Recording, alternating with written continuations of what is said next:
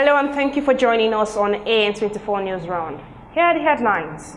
Buhari restricts movement in Lagos, Ogun and Abuja. Sanwo-Olu calls for the support of Lagosians as curfew commences. US scientist says coronavirus could claim 200,000 lives. The news in details after this break.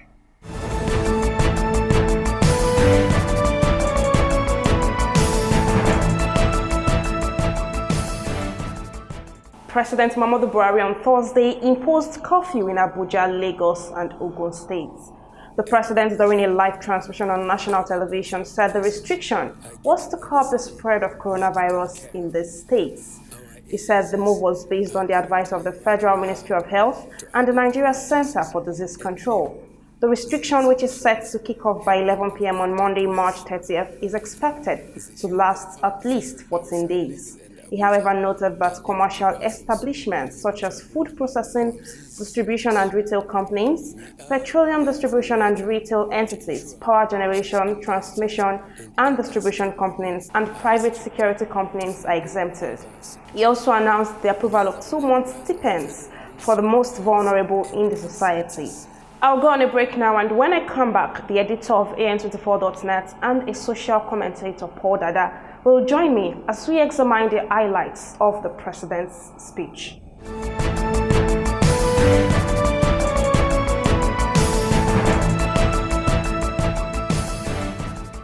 Welcome back.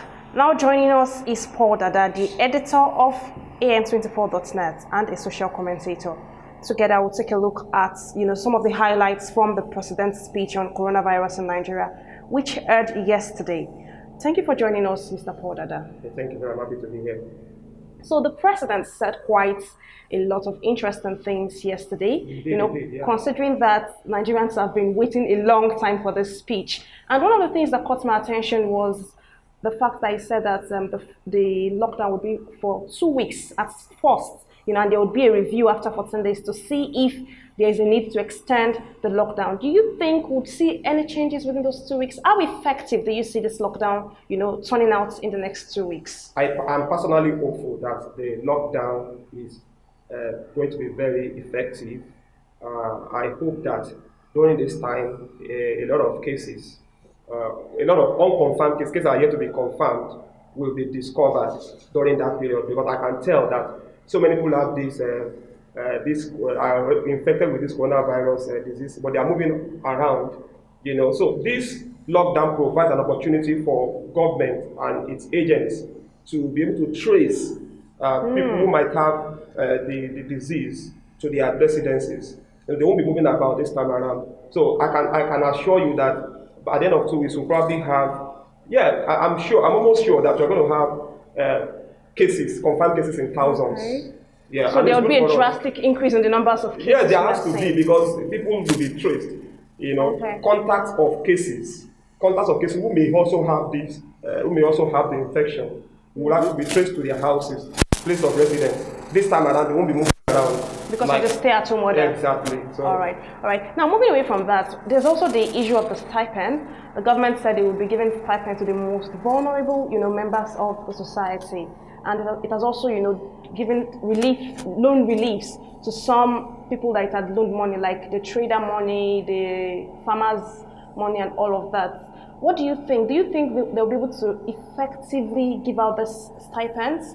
How do they classify those who are vulnerable members of the society and all of those other issues that arise when money is involved in Nigeria? All right. I'm very happy about the moratorium that Buhari has decided on for those who took farmer money loans, trader money, and market money. Now, about the vulnerable, I'm also concerned. But I know that the Lagos State governor said he had a database, that the government had a database of the vulnerable. I hope it's a viable one. I hope it's a genuine database. So let me be hopeful. But we know that the Nigerian factor will always be there. But I'm also more concerned about people who are not vulnerable now, who could become vulnerable later. Okay, that's because of the entire lockdown. People who have to daily hustle can no longer go out. Exactly my point. I expect, I hope that these 2 weeks will yield very good results. Otherwise, if we have to extend the lockdown for 2-3 months, Okay. there are companies now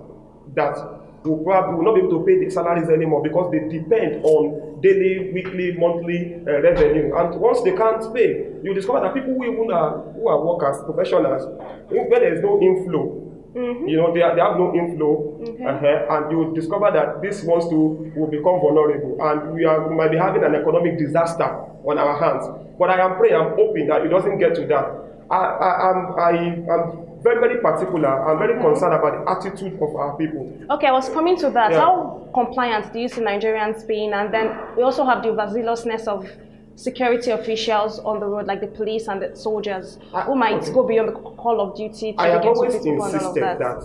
I've always insisted that how quick we will end this scourge is dependent largely on the attitude of our people. And people need to learn about social distance, they learn about self-isolation, they need to learn about what there are people that still think that coronavirus is a disease of the rich. You know, there's still much illiteracy out there. So if our people will have a change of attitude, if they will cooperate with the government, the rules that the government is giving to us, I think we are going to nip it in the bud in the nearest future.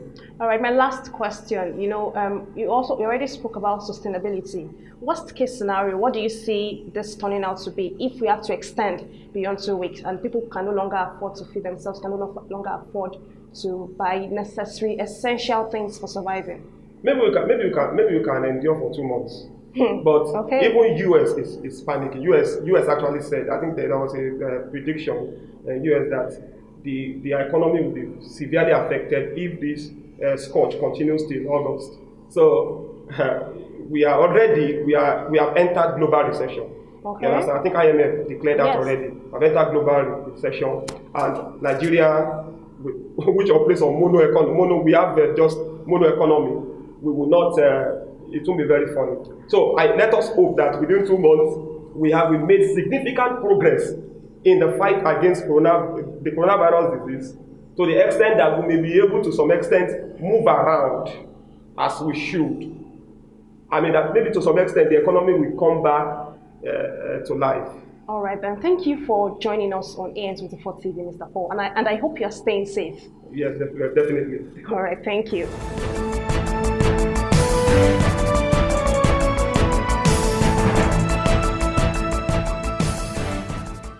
Moving on, Nigeria has recorded 14 new cases of coronavirus in the country. The Nigeria Center for Disease Control made the announcement on Sunday via its Twitter handle. The announcement was made barely 2 hours after President Muhammadu Buhari addressed Nigerians in a live transmission where he had imposed curfew in Abuja, Lagos, and Ogun states. The new cases were recorded in the Federal Capital Territory and Lagos states. Of the 14 new cases, 9 are in Lagos and 5 in the Federal Capital Territory. As at 9:30 p.m. 29th March 2020, there were 111 confirmed cases of COVID-19 reported in Nigeria, with 1 death, according to the NCDC. The Lagos State Governor and Incident Commander of COVID-19, Mr. Babajide Sanwo-Olu, has saluted Lagosians for their endurance since measures to fight the coronavirus were announced by the government. In a statement issued on Monday, Sanwo-Olu reiterated that effective from 11 p.m. March 30th, 2020, as announced by President Muhammadu Buhari, movement will be restricted in Lagos State for 14 days.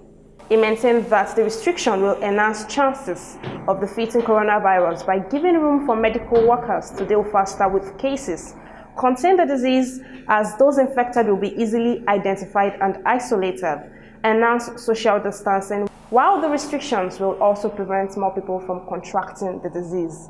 He also urged the Lagosians to cooperate with authorities for as long as the restrictions last. The governor thanked the private sector for their comradeship and praised the health workers who have been on the front lines of the battle against coronavirus, describing them as worthy compatriots. A lawyer and former governorship aspirant on the platform of the People's Democratic Party in Rivers State, Solabo West, has been killed by suspected herdsman. He was reportedly kidnapped outside his farm and later died in custody. The lawyer was abducted on March 7 in Port Harcourt, the state's capital. 2 days into his abduction, the deceased established contact with his family, wherein the kidnappers established to be herdsmen and demanded a 30 million naira ransom. A family source said during the period, the demand was reviewed downward to 2.5 million naira, but the Guba aspirant was killed by his captors after they allegedly failed to get the sum, having been intercepted by the police while waiting to pick up the ransom.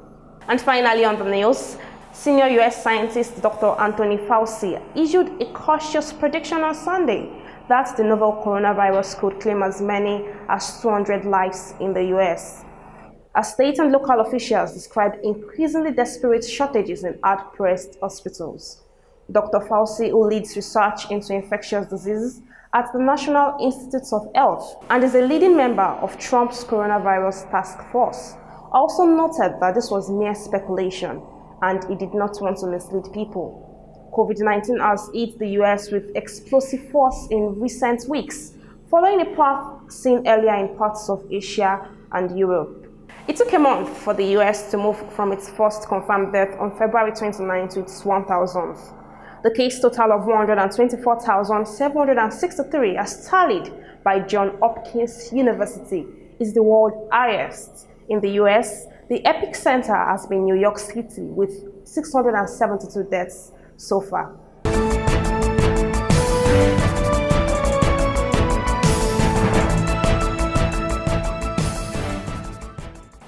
And that is how much you can take on the news at this hour. Thank you for joining us.